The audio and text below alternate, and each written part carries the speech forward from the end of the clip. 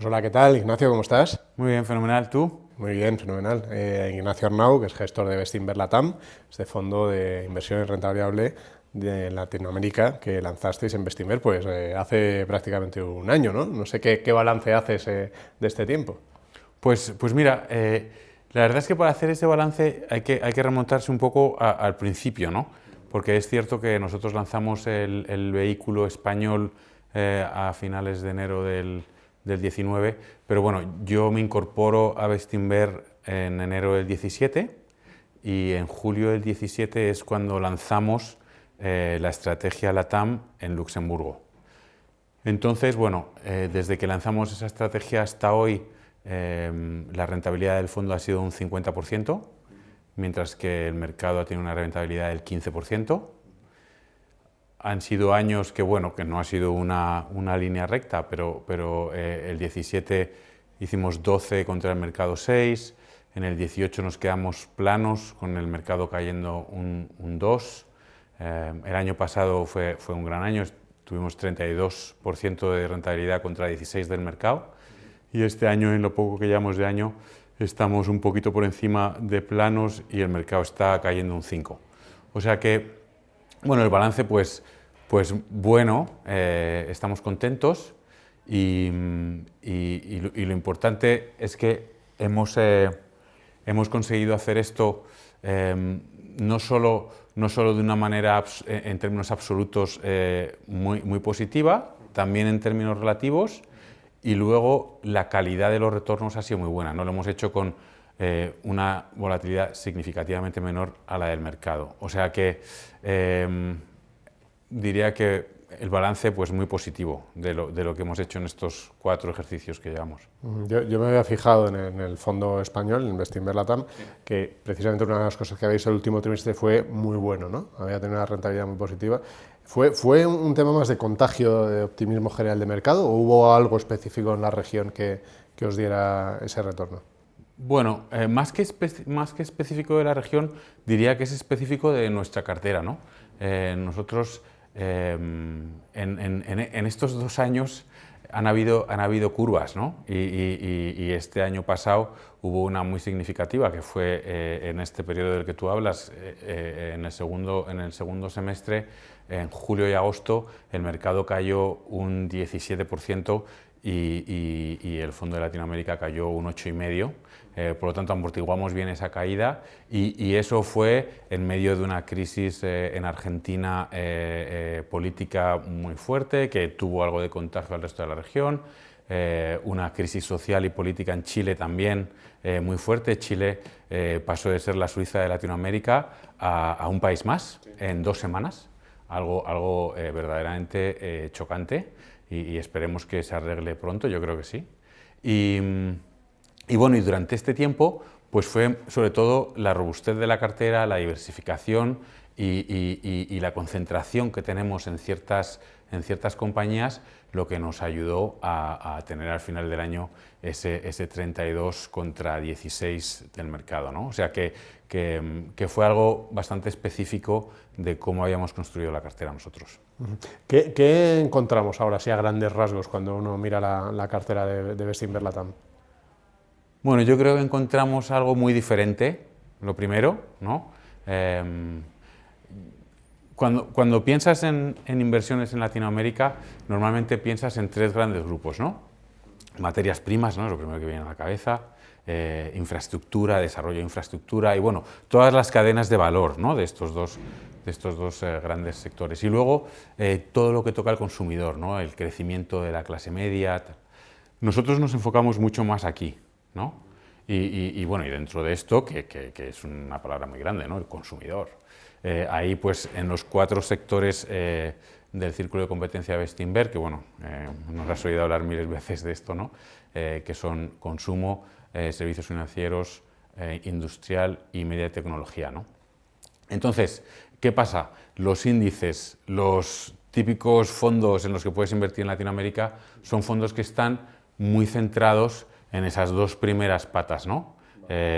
Compañías más grandes y también en bancos de gran capitalización, ¿no? Nosotros invertimos en esa última pata más pegada al consumidor, y también nos concentramos en 5 países, que son Brasil, Chile, Colombia, México y Perú, y intentamos que no sea un fondo brasileño, que es al final en lo que se convierten muchos de estos índices y muchas de estas propuestas, ¿no?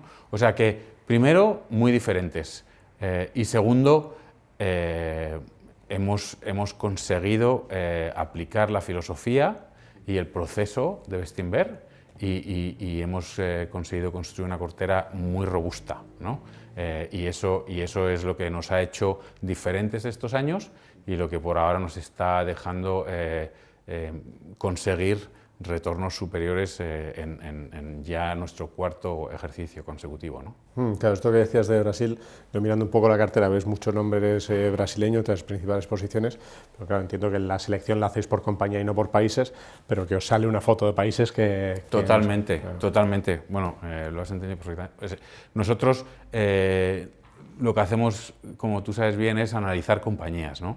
Y luego, pues sí, nosotros empezamos, estás diciendo que veías mucha compañía brasileña, ahora mismo tenemos casi un 50% de la cartera en Brasil, pero bueno, esto ha cambiado, ¿no? Y cambia por la evolución de las tesis, cambia por cambios políticos, económicos, un montón de cosas que nos hacen ir cambiando, necesitamos diversificar más o menos la cartera, pero bueno, para poner un ejemplo, nosotros empezamos en julio del 17, con un 30-35% de exposición a Brasil, hemos llegado a tener un 60% y ahora mismo tenemos un 49-50%.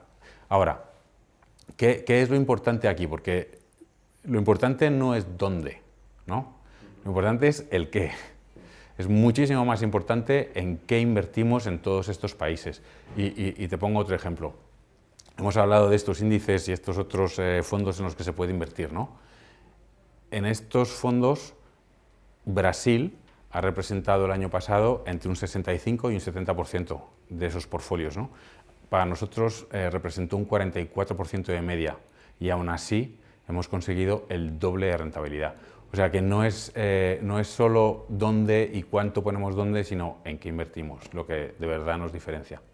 Pues si te parece, Ignacio, para conocer un poquito más mejor la cartera, me gustaría preguntarte por el caso de inversión, la tesis de inversión, en la que creo que es la principal posición ahora mismo, que es Arco Plataforma. ¿Nos podrías contar un poco por qué os gusta esta compañía? Claro que sí. Lo único que podría estar una hora hablando de Arco Plataforma, o sea que espero que otro día podamos hacer algo solo para hablar de compañías.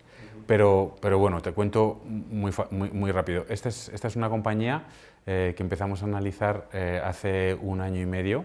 La suerte de tener a Vignesh, ¿no? en el equipo que nos dio muchísimo confort. Es una compañía que es un activo irreplicable, único. La compramos en el IPO, en la OPV a 17,5, hoy está a 50. Es una compañía que es de una familia que lleva en el mundo de la educación en Brasil más de 30 años y está enfocada en sistemas de aprendizaje. Tiene un modelo fantástico con el cual los colegios que adoptan esta metodología, este currículum, ganan dinero y suben muchísimos puestos en el ranking nacional, los niños se convierten en mejores estudiantes y los padres se ahorran un montón de dinero porque al pagar al colegio por esta nueva metodología se ahorran los libros, ¿no?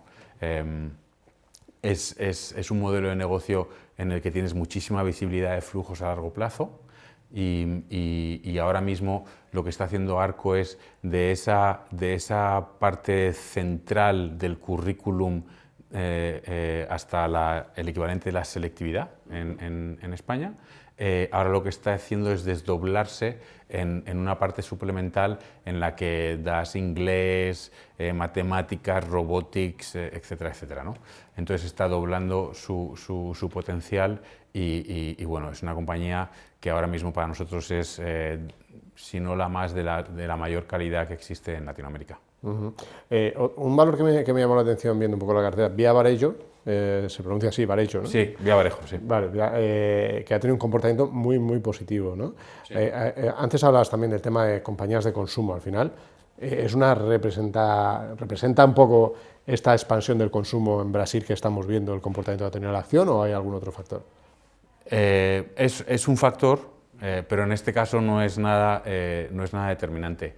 El tema de Villabarejo, que es una compañía que en Bestinver conocemos muy bien, ¿no? De hace mucho tiempo, es una compañía que Jaime, por su conocimiento del grupo Casino y de CBD, lleva siguiendo muchísimos años. Esta es una compañía que estaba manejada muy al corto plazo, ¿no? Casino la tuvo en venta durante 2 años, ¿no? Y justo a finales, en el último trimestre del año pasado, pasó a manos de los fundadores de la familia Klein. Y los Klein trajeron un nuevo equipo gestor con una visión muchísimo más a largo plazo, ¿no?